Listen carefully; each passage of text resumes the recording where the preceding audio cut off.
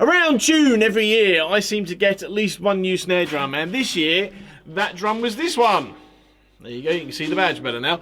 It's an Acoutin snare drum, and if you're in the UK, you may not have heard of Acoutin drums. You can get them now through Drum Shop in Gateshead, but for those of you in the US, you're possibly a little bit more familiar with Cooper Acoutin and his drums. I know that he's been making drums for a good few years now, because I've been following his work for a good few years now, and I've been kind of fascinated with this particular sort of snare design for a little while, and it's something that I kind of wanted to try. I know their sort of metal wood hybrid shell isn't exactly a sort of new concept as such, but certainly Cooper's take on this design is something that's, as I said, sort of interested me for a couple of years.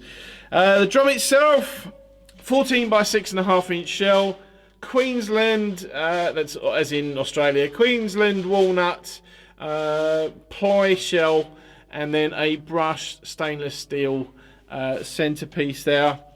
10 lug, sort of fairly chunky triple flanged hoops. Is it canopus or canopus? I can never remember. Wires, and a dinette mechanism and butt plate as well. And oh yeah, obviously Remo heads top and bottom. Now I got this drum through Drum Centre of Portsmouth, New Hampshire, which is my first time dealing with them. It was great fun, so I kind of recommend them. In terms of the drum itself, it turned up today. I've had a jam on it for about 10 minutes. It sounded great. I mean, it's been obviously tapped in the shop. It was tuned up though. It sounded great straight out the box. I've just sort of tweaked it slightly, but it's got a lovely sound to it. Very bright. Not really, I'm not say overly ringy, but certainly the ring that it's got is very pleasant.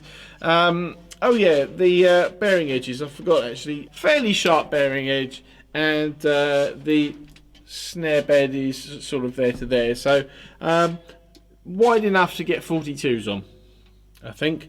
But yeah, not really much more I can say about it, I think, at the moment. But I thought actually the one thing I was going to say, you won't be able to see this particularly on the camera there, but I will do a close-up, is the lug design is different, and I like that. But it's got a Acoutin custom engraved on each of the lugs across there, which is quite cool.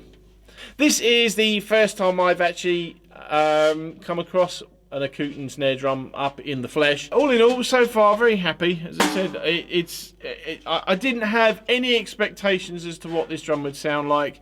I mean, I had checked out a few sound files, but to actually play it is something that's sort of a little bit different.